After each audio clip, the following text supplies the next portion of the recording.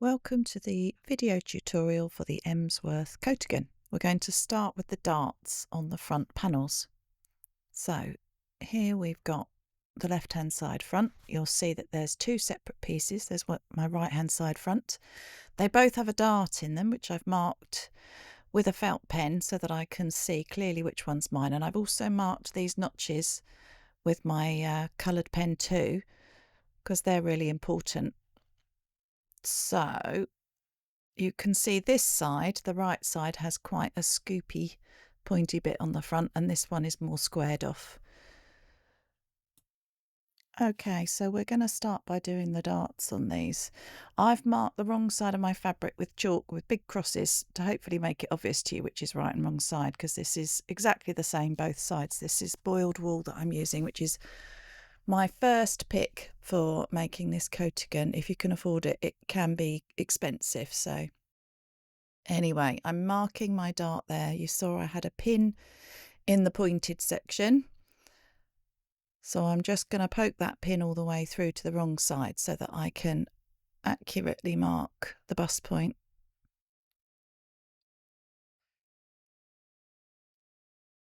There we go. Pop that in there. And I've marked the other end, the broad end of my dart, with little snips into the seam allowance. You could use, again, your chalk. You could even draw out the whole of the dart if you want to. I'm folding now and pinning, and I'm going to start at the wide end of the dart, back tack and taper off towards that pin. Now you may need to use a walking foot if you've got very thick fabric for this. My machine's a bit fancy and it has a sort of variable feed, so I don't need it for this particular fabric. I have lengthened my stitch because of the thickness of the fabric, so I'm using a length 4, which is, as you can see, not very long once it's gone through all those layers of wool. So there's my dart. I'm just going to go and give it a bit of a steam. There we go, that's steamed. And I'm going to show you how I did that. I've used my ham and I've just laid it across and I've gently manipulated it and just put steam on it and then pressed it with my hands. If your hands are not as made of asbestos like mine, you may need a cloth. But then I turned it over and again steamed it and just pressed it gently with my hands. So now we're going to put the pocket bags on. So I've got my fronts here first, as you can see, and these are my pocket bags. These are my side notches. Basically, my pocket bag needs to fit in between those. That's your pocket bag guide. So just place it within the notches, a couple of pins, right sides together. You can see I've got wrong side up there of the pocket bag, and then I'm going to do the same on this one. So this is my right side front. Again, I've got those two notches, so that helps me determine where to put my pocket bag. Right sides together, match those edges,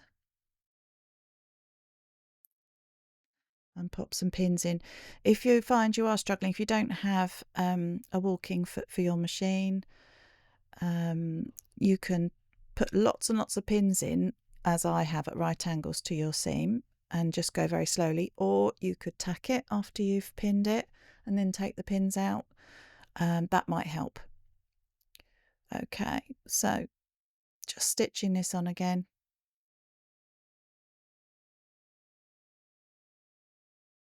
Back tack to start, back tack to finish. And there's my pocket. And there's my other one. So now I'm just going to lay my pocket bag over my seam allowance, and I'm just going to do a little edge stitch there, just right next to that fold. This will just help when I'm pressing the wool gently backwards on itself, because the front pockets fold right back. It'll just help make a nice edge. There we go. And I've started and stopped way before my seam allowance, just so I don't get it all caught into the seam allowance and make it more bulky. That's what it looks like on the wrong side. So we're going to basically do very similar thing on the back of the jacket now, Coatigan. We're going to make sure our notches are marked. That's back armhole pocket and also back neck at the centre back. I've just put a little snip there. That will really help when you're putting your collar on. So you do need to do that. So you can see I've marked right sides and wrong sides again. And I'm going to place my pocket bags between those notches on the side, right sides together. My second pick choice of fabric for this would be a buckle. I'm not a huge fan of using synthetic fabrics, but there's lots of wonderful buckles out there that are made of recycled fibres, which is great. And it is obviously much more affordable than boiled wool.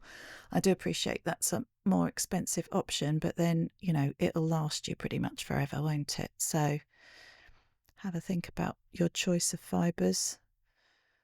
So now I'm going to stitch these pocket bags on exactly as I did before. This time I'm not going to edge stitch them though. Just a personal preference. You can do it if you want to, but because these are going to lie flat against the body, these are not folded back like the front ones, I'm just going to give them a press. There we go, 2 pocket bags fixed. So the next step is the side seam. So we're going to sew the pockets and the side seams all in one. This is my right side up back panel, and I'm finding my fronts here and I'm going to put them right sides together. That's it. Matching up the underarms. I'm just going to pin down and around the pocket bag. You could stitch down your dart before you do this if you find that easier. I'm going to put a pin all the way through all of mine. Make sure all the edges are aligned and those seams as well. You want to align the pocket bag seams so they're together.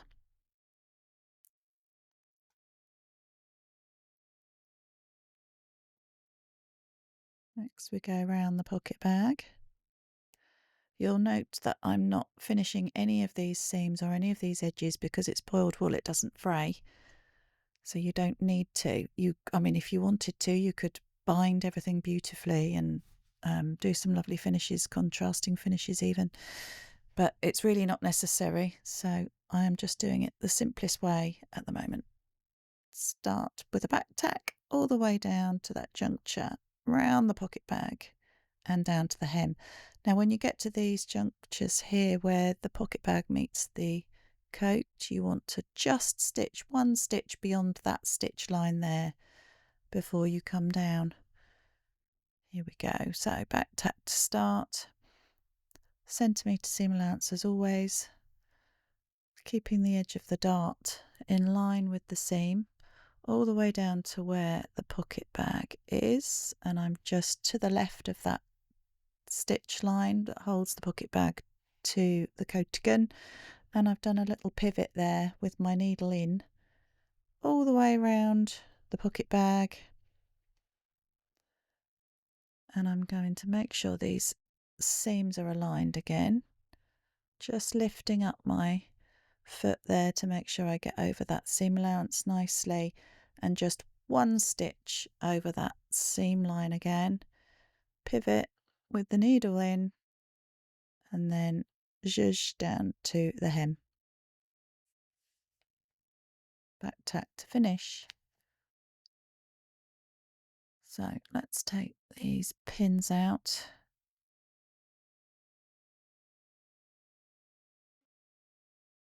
And then we're going to open up that seam and give it a press.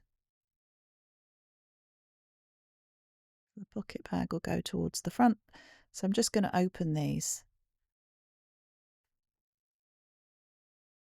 Okay, so here's my pocket. That looks quite nice. Very smart. Oh, there's a bit of thread there. So you could stitch the whole of the pocket bag that's behind the front all the way through, all those layers all the way around to sort of hold it to the front if you wanted to. I'm leaving mine be. So next we're going to do the shoulder seams. Just going to show you my pockets that I've still got trim that thread off. So I've got my 2 pockets now, and as I said, I've just left mine free, but you could stitch them through. If you like to put heavy things in your pockets, it's sometimes wise to stitch them down, but mine are going to be footloose and fancy free. So now right sides together, shoulder seams. So that's my front on top and my back underneath. And I'm just popping a couple of pins in before I stitch. And I stitch from the neckline out towards the shoulder. There we go, my centimetre seam allowance again. And I'm just going to steam these open.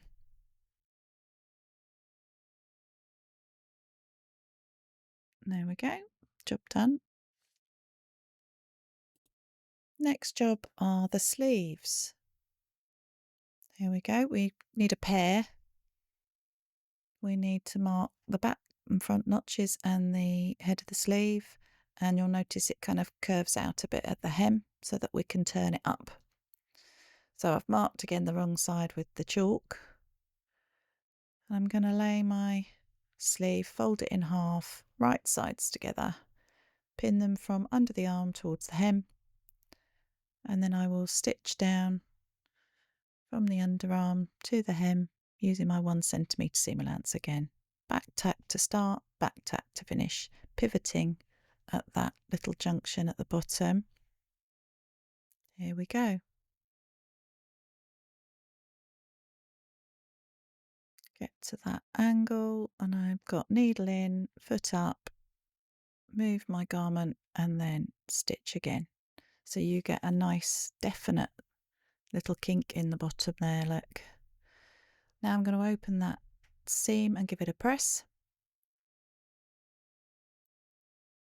And then we can just turn the cuff up and it will lie nice and flat because it's had that extra angle on it on the seam.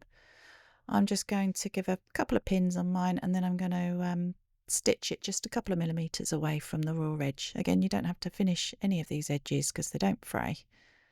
So there we go, right towards the edge there.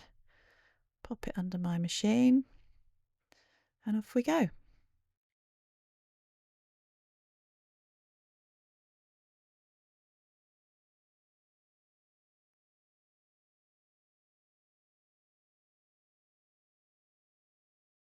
That's it stitched, that's the wrong side.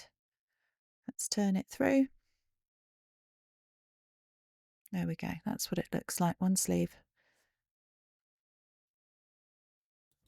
So sleeve insertion is next. Here we are, here's my Coatigan body. And then I've got my sleeve. I know this is my right sleeve because that's my double notch for the back and that's my single notch for the front. So I'm going to grab my underarm seam on my Coatigan and my seam on my sleeve, match those nicely, pop a pin in. Then I shall just find my notches on my sleeve and match them to the notch. Well, that one isn't matched to a notch, it's matched to the shoulder seam, but the front and back notches are matched together. Next I'm going to match my front notch. There we are, single notch to single notch, pop a pin in there, and then I've got my double notches for my back, and then I'm just going to ease any fabric in. To be honest, there's minimal ease in this sleeve, so it's very simple to put in. Just put some pins at regular intervals. Again, do tack it in if that helps you, stops it slipping, and means you don't have to have your pins in. So back tack to start under the arm and just take your time working through and around the armhole. Keep the edges of the fabric in line. I'm taking my pins out as I go and just stitch a little bit at a time.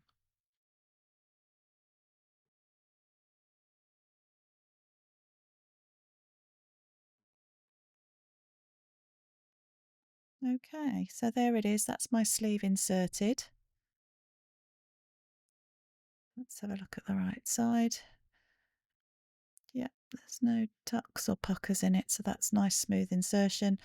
And I'm going to push that seam allowance into the sleeve, and then I'm just going to pop it over my ham and give it some steam just to flatten it a little bit. There we go. That looks great. So next we're going to do the collar. Now, this is a very strange shaped piece. You'll notice that it's right side up. You've got a fold line here, and you've got lots of different notches to mark. Right side front, shoulder centre back, shoulder again, and left hand side front. These are all to try and make it as clear as possible, and all these mirror on this one side. So what we're going to do is unpin the pattern piece. So there's also a little bit of seam allowance there that then finishes and your collar comes free, but that'll become clear in a minute. So I've marked my wrong side, so I'm folding my collar wrong sides inside. So I've got the right sides outer. I'm going to start at this skinny end on the left, and you'll see these notches should all tally. So I'm just going to put a pin in every notch.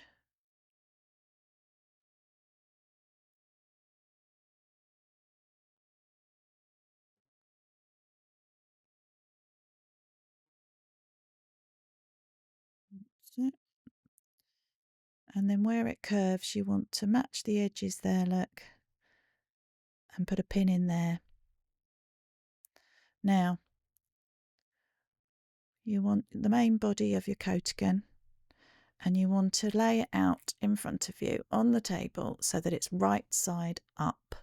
So we're starting on the left. We've got the left hand collar, we've got the left hand jacket, and we're matching the notches. So we're just going to work our way across, matching notch for notch,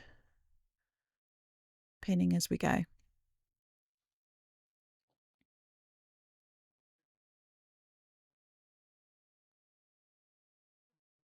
There we go. Next one is the shoulder.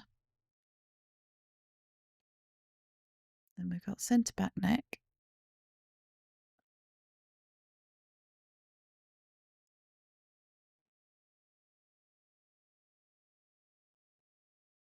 And we've got the other shoulder.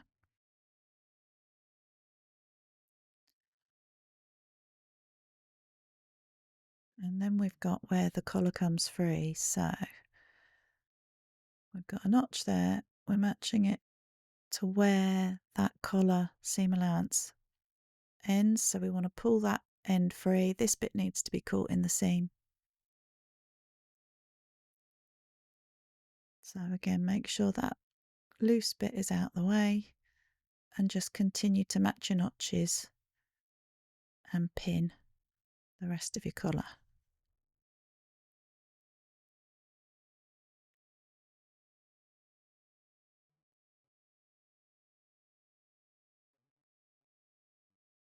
So that's the last notch.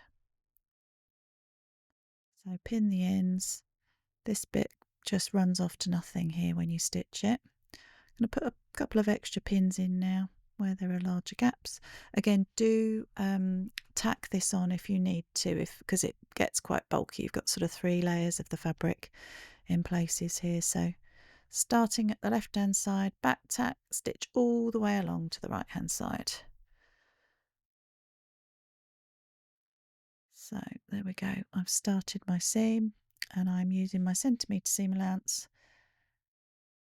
I'm just going to take my time working my way along the collar, and when I get to the part where the collar comes free, I'll just make sure that it's definitely not caught into the seam.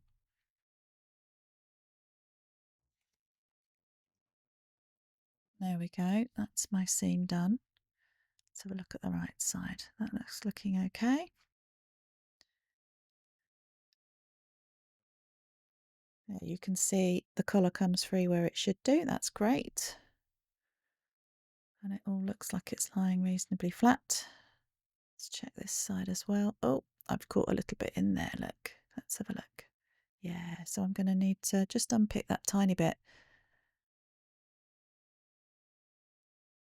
Okay, otherwise that looks good. So I'm going to take this away and sort that little tuck out. There we go, all done. That was quick, wasn't it? and I've stitched this part of the collar together. Fabulous. Collar on. So now we're going to look at how we're going to fasten this. Here's my coatigan, and I've got a couple of options for you, although I'm sure you could come up with some more. I love a big popper, so that's what I'm going to do. So I've got one side of the popper on the corner there, and then where this collar comes free, you'll see there's the 3 layers just to the right of the popper, and then there's the 2 layers on the left, and I've just put it there. And for me, that's pretty much exactly where it wants to be. You could use a little loop of ribbon or fabric or binding or whatever and just stitch it onto the seam there, and then stitch a button onto the other side of the collar. So that would literally just be stitched on the same stitch line, and then pop a nice button on the corner of your collar there, so that would attach it nicely. And then for the other side, you've got, again, I've got a big popper that I'm going to use, so I'd put the female side on the flappy bit of the collar, and then the other side on the shoulder there, just about 1.5 inches from the shoulder. Again, I have tried this on, and this is where I know I need it for me, so do try it on before you commit. Make sure you get them in the right place for you. So this is what mine looks like. I've got a super big popper on the shoulder there. I've just hand stitched those on. Like I said, that's about 1.5 inches away from the collar seam for me. And this one, again, I've got one part on one side of the collar, and then I've stitched that one where this collar comes free. It's just to the left of where that seam is, that where it falls free from the seam there, and that works for me. Another option is a pretty sort of kilt pin that you could use for the outside, because obviously no point on the inside, it won't show, but you could have all sorts of fun with working out some fastenings for this, I think. So there you go. This is my coatigan. I'm very happy with mine. I hope you're very happy with yours, and I hope it looks pretty much like this. Enjoy.